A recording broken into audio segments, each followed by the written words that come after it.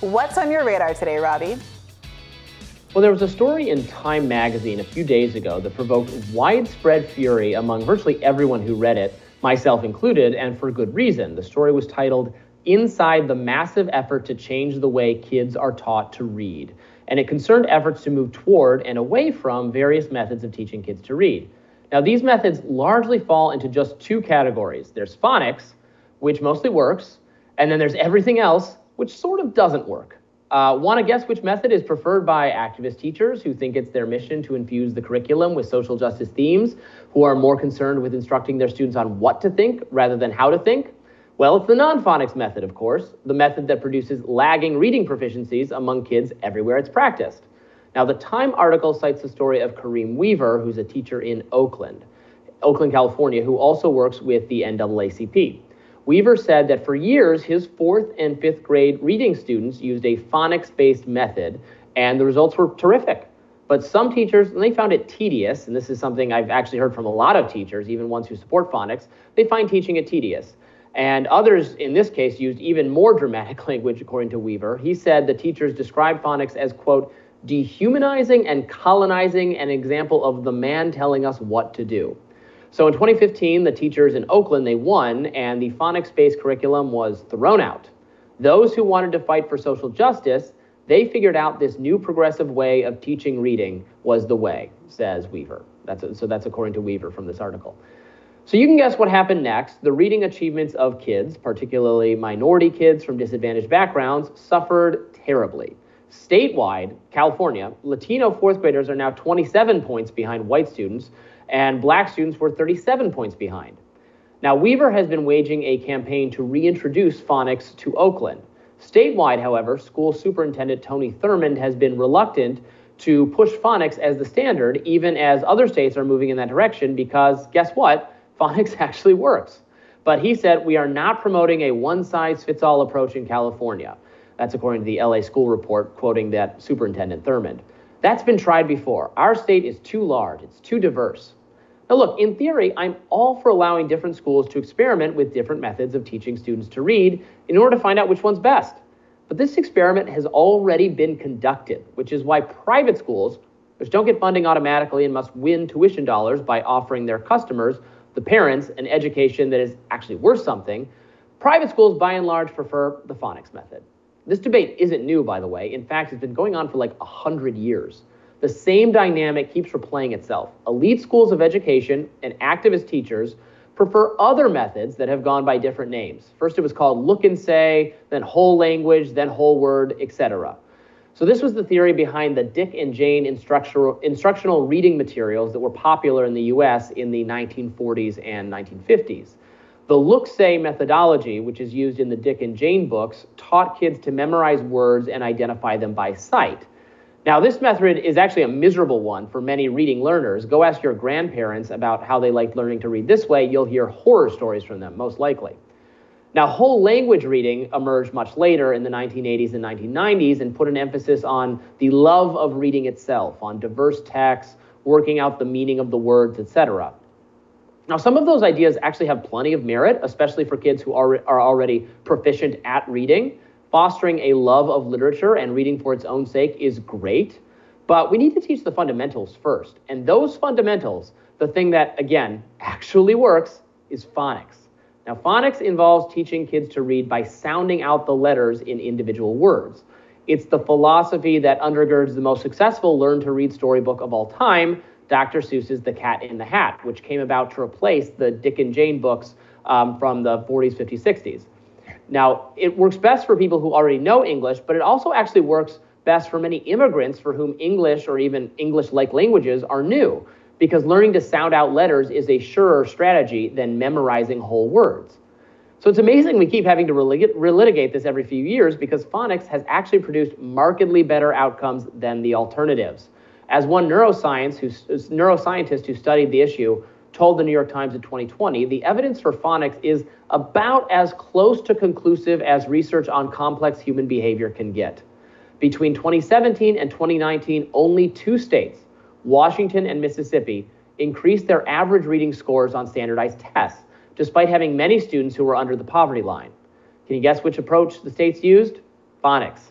In part, because of their success, New York City Mayor Eric Adams recently declared that city schools would go back to a phonics-based curriculum because that's the one that works best at the only thing that matters, actually teaching kids to read.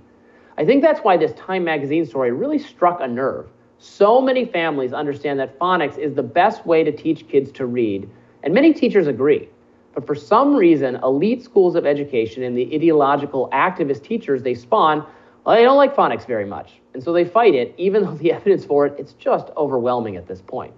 So I'll conclude by saying this. If you truly care about social justice, if you truly want to help disadvantaged young people improve their outcomes in reading, it's just about the most important basic thing you can do. Kids who have fallen behind in reading, by the 4th and 5th grade, they're in for a world of suffering, for no end of difficulties with high school, with getting into college, finding productive employment, and so on. If fancy private schools want to experiment with educational theories and try a different approach with kids whose parents understand exactly what they're getting into and exactly what they're paying for, fine by me. But public schools, which are paid for via public dollars, they have to stick to what's tried and true, and we know what that is. For some nearly incomprehensible reason, this has become a weirdly partisan fight with many conservative voices in the pro-phonics camp, many progressive activists in the anti-phonics camp. But everything doesn't need to be this way. We don't have to filter everything down to this horrible death match between right and left, between red and blue. We can just do what works. And in this case, what works would actually be best for social justice. So I'm getting hooked on phonics again, Brianna. I don't know about you or which method you used when you were learning to read. But I didn't learn to read in school. I learned to read before I ever got to school, and it was probably more of a holistic method because my parents just read to me a whole lot. I don't remember learning to read. We just read a lot. But, you asked Robby, why this is a weirdly partisan battle. I think some of the framing, even in the context of your radar, points to why it's a partisan battle. Conservatives, not always wrongly, point to the idea that states should be workshops for ideas that don't come down from the federal government. We have California, one state that is, or maybe several other states, but you focus on your story in California, who have chosen to try this alternative method, I presume because not activist teachers, but school boards and whoever makes these kind of decisions and parents in conjunction decided to move to this method of education. Apparently, according to the reporting that you're laying out here, it didn't work, and many states, as you pointed to in New York, are moving back to the traditional method. I'm confused as to why this should be a partisan story, why this is about activists who or what. Isn't this exactly what Republicans hope happen? That people try things out, if they don't work, they can revert. Each state can have an opportunity to do what it wants to do. Mississippi, you point to as having improved outcomes, one of 2 states with a traditional method that has improved outcomes. I don't know if that's a ringing endorsement, given that we have 50 states, but nevertheless, Mississippi typically ranks lowest on all metrics. It's one of the poorest states. It's neck and neck with West Virginia all the time for the poorest state in the union, and it has a lot of educational obstacles to overcome as a consequence of all of the things families are going through in that state. If they've seen improvement, I herald it. But I'm not really sure what the issue is here or why it's a political one. I might make a different choice about how I would want my children to be taught, but shouldn't I just let that play out in my locality and advocate for what I want on a local level? Why is this a national concern? Well, I don't think we're structurally disagreeing. I note I never said anywhere that the federal government should force states or anyone else to move to, whatever standard. Yes, I agree. We should let states and local municipalities experiment. I'm just saying, from my standpoint, from looking at all the data, that the experiment has been run, and I would urge, as a citizen, I would urge whatever educational authorities I'm under to move to the phonics method, as they are urging in California.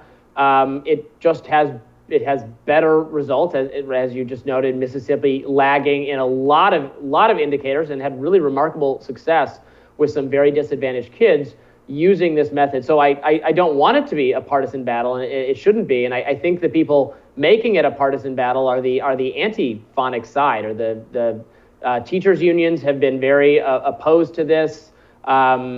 Schools of education keep trying to justify their existences by coming up with more creative new methods to teach things and do everything that don't work, Robby, and the parents don't like and don't want. But you're when you say teachers unions are against it, you said in 50 states, The overwhelming majority, it seems, are still doing a phonics method. Mississippi's still doing a phonics method. New York is shifting back into a phonics method. There are teachers' unions in Mississippi. There are teachers' unions in New York. It doesn't seem accurate to me to say that this is a teachers' union on one side, activist teachers on one side, and somehow, I don't know, the good guys on the other side. It seems to me that there's a diversity of opinion that shouldn't be politicized as, you know, this is some kind of a woke issue that's coming from groups that have been vilified by the right as somehow a problem. Look, teachers are up against a lot of challenges across the country, funding challenges, challenges with COVID, challenges with the economic crisis that parents are going to, and instability in the home. 1 in 5 homeless people is a child. I mean, there's a lot of issues going here in this country. And it just strikes me as, I don't know, a little bit uncharitable to frame this as like an activist teachers issue, as opposed to, look, this is states workshop these issues like the way conservatives really appreciate federalism allows them to do. And folks are coming to some conclusions about what works and what doesn't work. And I really appreciate the reporting that seems to be clarifying that, hey, sometimes if it ain't broke, you don't got to fix it. I think it's actually a kind of a hilarious example of, I mean, you're right that this kind of, you know, wokeness sort of debate taking over everything. Like, people have been arguing about this since for literally 100 years. Mm-hmm. There was an argument about it 100 years ago. There was a big argument about it in the 60s when Dr. Seuss burst onto the scene with specifically with a go back to phonics methodology. Dr. Seuss, Theodore Geisel, the author of those books, was really persuaded by the evidence that that teaching reading by sounding out words would be better, and how can I make that fun and interesting for children, and came up with these books purported to do that, was widely successful. Then again, you had this debate in kind of the early 90s. So it keeps cropping up. So now, because everything has to adopt this kind of wokeness framing, there's a lot of, sure, maybe you can say the pro phonics camp or the opponents of what they're doing are you know, painting the other side as this is woke reading or something. Although I think very much so the opponents of phonics-based reading have consciously leaned into well, we care about social justice, and phonics is too rote to kind of leave room for all of that stuff. And I'm just saying that I don't agree with that, because one of the first goals of an actually social of a movement that actually wants to foster social justice should be teaching disadvantaged kids to read effectively. And the evidence pretty clear for decades now, in my view, from looking at it. But you're right that it's not. It didn't initially, obviously didn't have anything to do with wokeness 50 years ago, the last time they were arguing about it, but everything must be kind of processed through that framing in order to make it to the national radar, as it were. Yeah, well, thank you for injecting a little topical diversity into the radars this week, Robby. Well, my pleasure, thank you. We'll have more Rising right after this.